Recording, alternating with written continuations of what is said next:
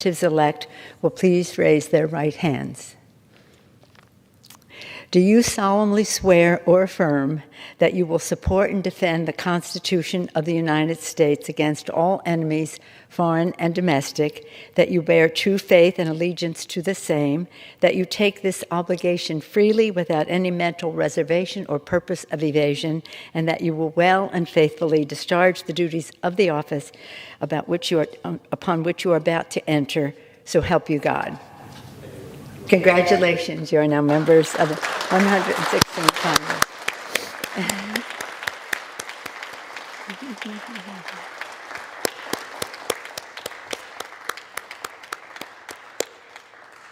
Without objection, the gentleman from California is recognized for 1 minute.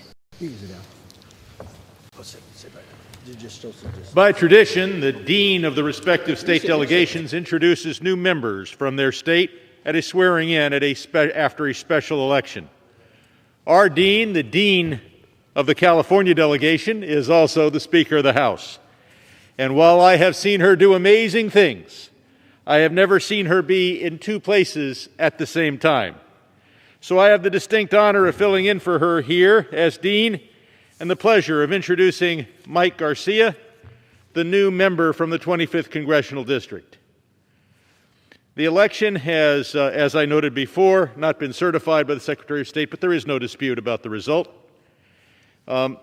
Congressman Garcia was born in 1976 and is a native of Santa Clarita, California, and is a first-generation American citizen.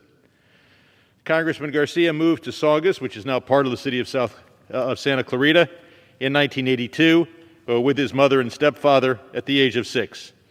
Mr. Garcia received his bachelor's degree in political science from the U.S. Naval Academy in Annapolis in 1978. He was nominated to that academy and to the Navy by our longtime colleague, the former chair of the House Armed Services Committee, our friend Buck McKeon. He later earned a Master of Arts in National Security Policy from Georgetown University. He is a former U.S. naval officer and flew as a pilot in the Navy from 1998 until 2009. After the Navy, Congressman Garcia worked in the aerospace industry and now owns his own real estate business. Mike is the husband of Rebecca Garcia and the father of Preston, age 13, and Jet, age 3. I represent the district that lies immediately to the south of Mike Garcia, and the gentleman who represents the district immediately to the north is the distinguished minority leader, who I know has additional words to say about our new colleague. Thank you. Do you yield?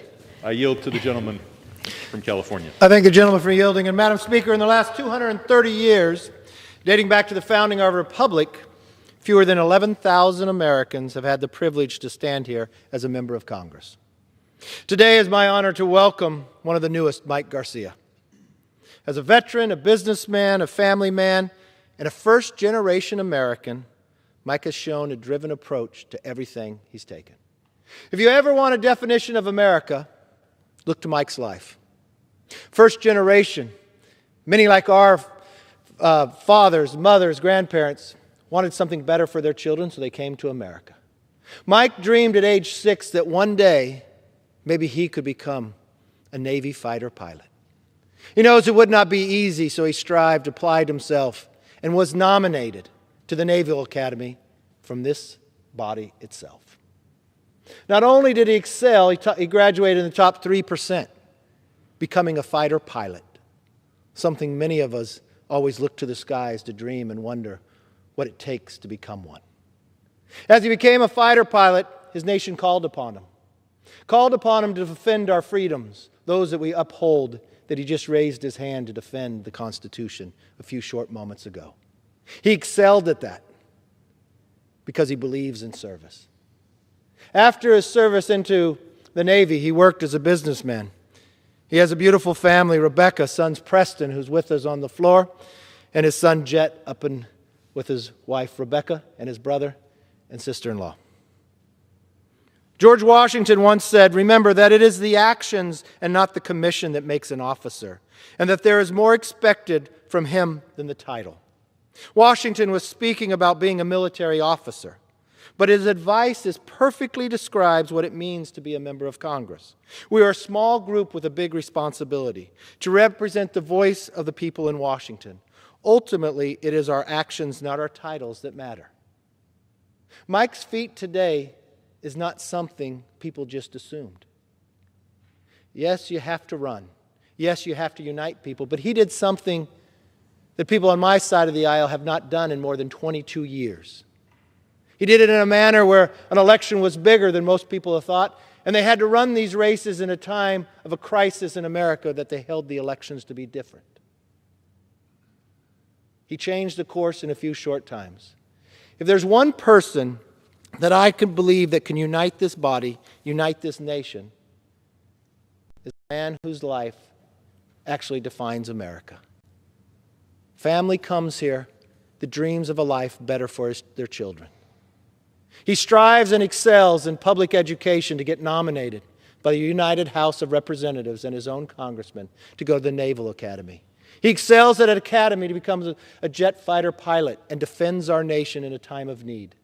And one more time his nation called upon for him to serve, he rose to the occasion in unbelievable obstacles that many did not believe he could achieve by uniting a district to help unite a nation and help to unite Congress itself.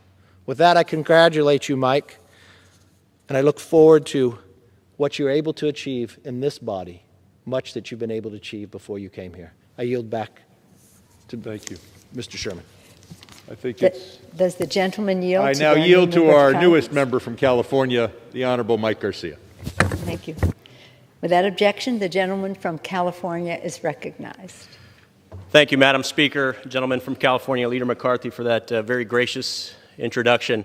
I want to thank you all for being here today. First and foremost, I want to thank my beautiful bride and wife, Rebecca, our two beautiful boys, Preston and Jet, for being the backbone of my survival and the spirit of this campaign for over a year now. So thank you very much.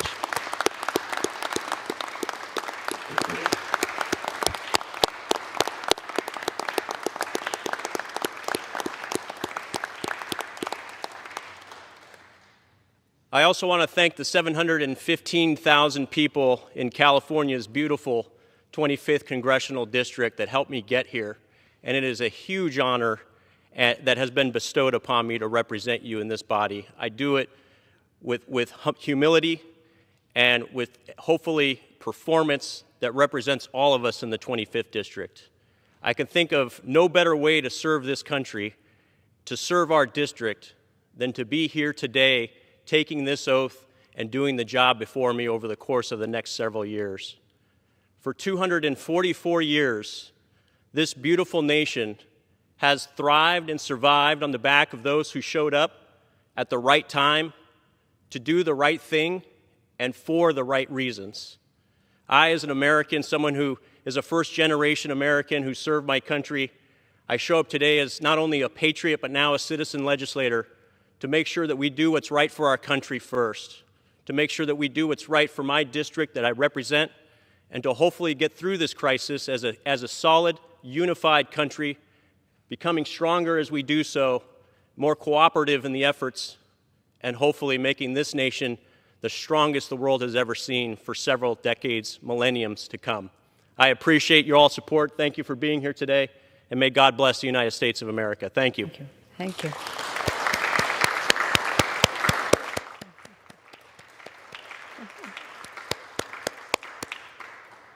Without objection, the gentleman from Wisconsin is recognized for 1 minute. Madam Speaker, I ask unanimous consent to address the House. Without objection.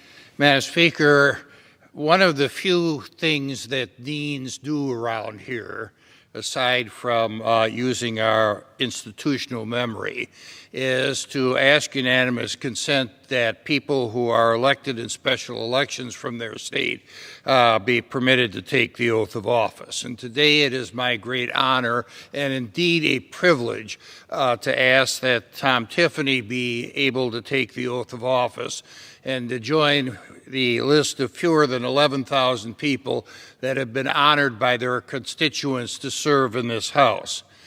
Tom spent a lot of his life being a successful small businessman.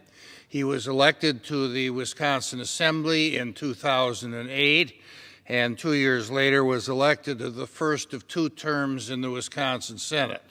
He has been a very strong and vocal proponent of the interests of people in northern and western Wisconsin, and he will continue to do so on the national stage. So it is now my honor to yield to my new colleague from Wisconsin, Tom Tiffany. It's not on. Well, thank you, Madam Speaker. I ask for unanimous consent to revise and extend my remarks. Please use the mic. It's not on. Thank you. Yep, it's working. Okay, thank you, Madam Speaker. I'd like to thank Leader McCarthy and the members of the Wisconsin delegation in attendance here today. And thank you, Congressman Sensenbrenner, for the kind introduction. I wish you the best as you conclude your years serving the people of Wisconsin in the halls of Congress. Thank you, Speaker Pelosi, for taking time out of your busy day to conduct this swearing-in. Thank you. My message is simple. 10 years ago, I was given the great privilege to represent the people of northern Wisconsin in the state legislature in Madison. I made one commitment to them: to advance the cause of freedom and liberty. Today, I make that same commitment to the good people of northern and western Wisconsin to fight for those same enduring ideals that form the foundation of the American Republic. Madam Speaker, I wish to thank my mother, Virgil Tiffany, who, along with my deceased father, Pat Tiffany, raised my 7 brothers and sisters in the little town of Elmwood, Wisconsin, with love and devotion. I am here today, Mom, because of the persistence and determination you have lived your life by every day. Madam Speaker, I suspect that she's down in her kitchen right now canning sauerkraut and pickles, just like she's always done as a farm girl. Yes.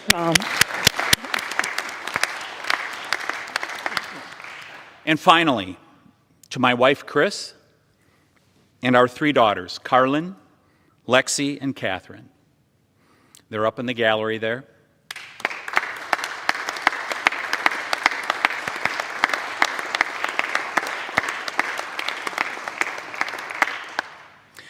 I hope you are as excited as I am as we turn the pages to a new chapter in our lives. Thank you for standing with me all these years. Thank you, Madam Speaker, and I yield back the balance of my time. Madam Speaker, I yield back the balance of my time. Thank you. Thank you. Thank you.